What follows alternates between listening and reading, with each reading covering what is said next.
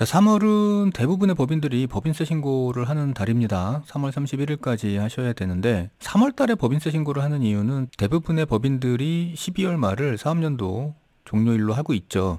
그래서 이제 법인세 같은 경우에는 사업연도 종료일부터 3개월 이내로 신고를 해야 되니까 3월 31일이 이제 신고 기한이 되는 거고요.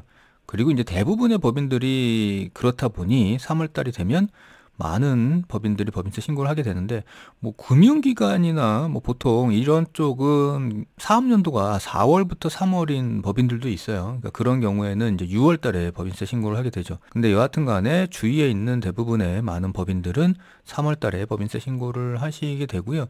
그리고 법인세 신고 같은 경우에는 대부분 뭐 재무제표나 아니면 세무조정 문제 때문에 세무사 사무실에 의뢰하시는 거를 추천을 드리고요. 제가 법인세 신고를 이제 스스로 하시는 거에 대한 영상은 그 홈택스에 보면 그 법인세 간편 신고라는 게 있거든요. 그러니까 그런 정도만 올려드리고 있어요. 근데 그렇게 의뢰를 하시더라도 작은 법인의 대표이사 혹은 뭐 큰 법인이라도요, 그 실무 담당자는 이 법인세 신고할 때 알고 계셔야 되는 것들이 있어요. 물론 이제 업무 자체는 외부에 세무 의뢰를 하시면 되는데, 사실 이제 신고할 때는 이미 벌어진 일이기 때문에 법인세 신고를 할 때 문제가 되는 사항들은 사전에 안 하시거나 아니면 뭐 조정을 하시거나 뭐 이렇게 하시는 게 좋겠죠. 그래서 실무 담당자 그리고 뭐 사장님들은 알고 계시는 게 아무래도 좋을 수가 있어서 이제 몇 가지 말씀을 좀 드려보려고 하고 있어요. 그 국세청에서 보도자료 내보낸 것들이 있는데 그것들 보면서 몇 가지 좀 말씀을 드려보죠. 올해는 12월 결산법인, 그러니까 3월 달에 법인세 신고를 해야 되는 곳이 115만 곳이나 된대요. 요건 이제 2월 달에 내온 보도자료니까 이제 다음 달 법인세 신고라고 표시하고 있는데, 여튼 간에 3월 1일부터 3월 31일까지 법인세를 신고해야 된다고 하고 있습니다. 그 다음에 이제 법인들 중에 성실신고 확인 대상 법인이 있고요. 뭐 연결납세 방식을 적용받는 법인들이 있는데, 아마 요 정도가 되면은 좀 규모가 큰 법인이다 보니 세무법인 등 외부에 아마 그 조력하시는 분들이 계실 거고요. 뭐 특이한 경우에는 뭐 신고기한 연장도 가능하고, 국내 원천소득이 있는 외국법인도 법인세를 신고해야 된다, 뭐 이런 일반적인 안내사항이 있고요. 그 다음에 이제 신고 방법은 홈택스에서 파일 변환 방식으로 전자신고할 수 있다고 하고 있는데, 이거는 이제 단순히 신고 방식인 거고, 요 내용을 작성하는 거가 어렵기 때문에 이제 세무사들이 보통 대신 하게 되죠. 그러다 보니까 전자신고가 99.7%가 되는 거고요. 그러니까 뭐 요런 경우 매출액이 없고 세무조정 사항도 없는 법인 혹은 이자 소득만 있는 비영리 법인, 그러니까 요런 경우에는 이제 간편 신고를 통해서 쉽게 신고를 할 수 있다고 하고 있는데, 그러니까 요거에 대해서는 제가 신고하는 방법에 대해서 그 올려놓은 영상이 있고요. 아마 올해도 한 편 정도는 업로드할 계획이 있는데, 여튼 매출액이 있고 세무조정 사항이 조금이라도 있다 그러면 외부에 의뢰하시는 걸 추천드립니다. 그리고 세금은 3월 30일까지 신고하고 같이 납부를 해야 되는데, 요거는 이제 금액이 많은 경우 분할 납부도 할 수 있다, 뭐 이런 내용이고요.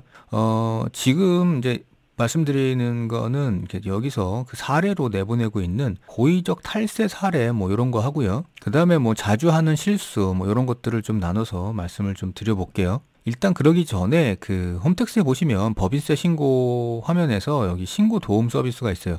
그러니까 여기에 들어가 보시면 지난해까지의 이제 신고 내용을 분석해 가지고 뭐 어떤 것들을 조심하세요 이런 안내사항이 있으니까 그런 것들은 가능한 지킬 수 있도록 한 번씩 확인해 보시고요. 자, 이제 국세청이 말하고 있는 자주 하는 실수 뭐 5가지 뭐 이렇게 되어 있는데, 일단은 중소기업 특별세액 감면 과다 공제예요. 이거는 중기업과 소기업을 합해서 중소기업이라고 하잖아요. 그래서 중기업이나 소기업이 중소기업으로서 세법상 대상에 해당이 되면 이 세액 감면을 해주는 게 있어요. 근데 이제 이 중에서 수도권에 소재하는 중기업은 대상이 아니거든요. 그래서 이 그 특별세액 감면 등의 이런 세제적인 조세 감면 사항을 적용하실 때는 요 기준을 정확하게 지키실 수 있도록 해야 됩니다. 이거 감면 잘못 받아버리면 나중에 배보다 배꼽이 더 커지기 때문에 요런 감면이나 공제 요런 쪽은 조금 조심하셔야 되고요. 고용증대세액 공제도 마찬가지죠. 이게 여기에 들어가는 기본적인 개념이 이 상시 근로자 수를 계산을 하게 되는데, 이 상시 근로자 수가 증가하게 되면 이제 그만큼 세액을 깎아준다는 내용이거든요.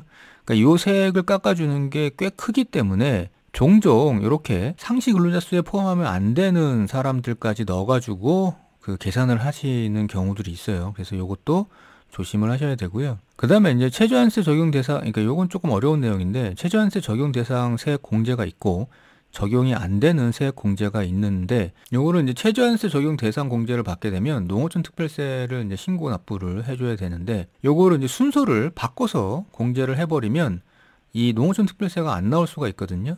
그래서 이제 요런 것들도 조심을 해야 된다는 개념적인 내용이고, 그 다음에 이제 요런 것들도 있어요. 사업연도가 1년 미만인 경우에는 과세 표준을 12개월로 환산해서 산출세액을 계산해야 되는 게 원칙이죠. 그래서 예를 들어가지고 뭐 7월 달에 사업을 시작해가지고 사업기간이 6개월인데 뭐 과세 표준이 1,000만 원이다. 그러면 1,000만 원이 과세 표준이 되는 게 아니라 12개월로 이거를 환산해가지고 과세 표준을 하다 보니까 2,000만 원으로 계산을 해야 되는 거죠.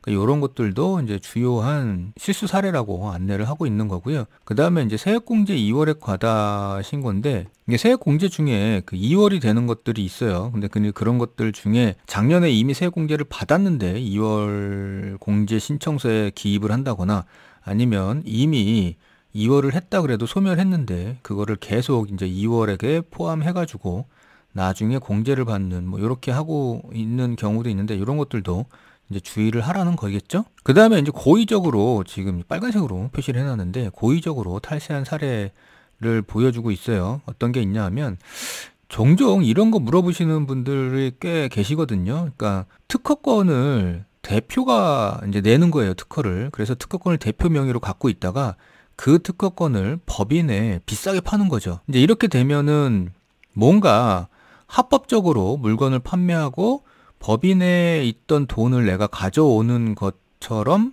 보이기는 하는데, 그래서 이제 그런 방법을 많이 물어보시거든요. 그러니까 이게 어떤 거에서 기인하냐 하면, 그 법인에 가지급금이 있어요. 그러면 이 가지급금을 대표가 어찌됐든 간에 법인에 갚아야 되잖아요. 근데 이걸 갚기 위해서 이제 목돈이 없는 거죠. 근데 이제 회사에는 현금들이 있으면 그 현금을 어떻게든 요거에 사용을 하고 싶다 보니 이제 요런 구조를 갖게 되는 겁니다. 근데 사실 이거는 대표가 개인적으로 특허를 낸 게 아니라 어찌됐든 간에 법인의 자원을 사용해 가지고 기술을 개발한 거기 때문에 아예 애초부터 법인 소유였다는 거죠, 실제적으로는. 근데 요거를 이제 명의상 대표로 했다가 이제 돈만 오고 가기 위해서 이렇게 했다라는 거고요. 요게 이제 밝혀지면 지금 특허권을 이제 법인은 사가지고 요거를 비용 처리했을 거거든요. 그거를 이제 비용 처리를 부인하겠다는 거고요. 그렇게 되면 이제 법인세가 더 추가되겠죠? 그러면서 가산세가 더해지는 거고. 그 다음에 이제 양수대금 같은 경우에는 요거를 이제 대표이사 상여로 소득 처분을 해가지고 대표이사 개인 근로소득으로 보게 되는 거죠.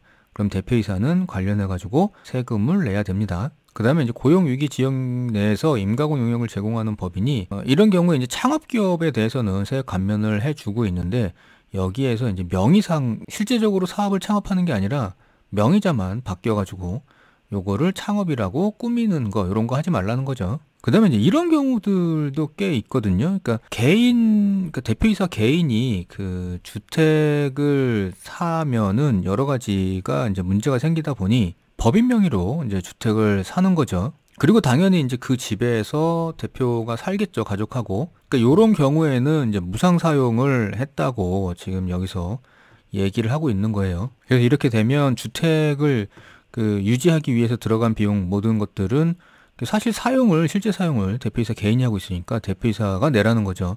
그래서 법인은 요거를 비용에서 빼야 되는 거고, 그 다음에 실제 이 집이 그 임대료 시세를 계산해가지고 그 금액만큼은 대표이사가 이제 상여로 받았다고 보고 근로소득세를 내라는 뭐 요렇게 아마 전개가 될 겁니다. 그 다음에 이제 요런 경우도 종종 보게 되는데요. 그 대표이사 배우자나 아니면 자녀들을 회사에 등록을 해가지고 가공인건비를 만들어내는 경우에요. 그래서 이제 보통은 대표이사의 그 배우자를 직원으로 등재시켜 놓고 그 배우자에게 이제 급여를 지급하는 방식을 택하죠. 그 다음에 이제 최근에는 뭐 때문에 그런 많이 일어나냐면, 대표자의 가족이 사용을 하는 차량 있잖아요. 이 차량을 법인에 등록을 시켜놓고 그 차량을 옛날에는 이렇게 많이 했었죠. 법인이 차를 구매하고 그거를 이제 대표자, 배우자나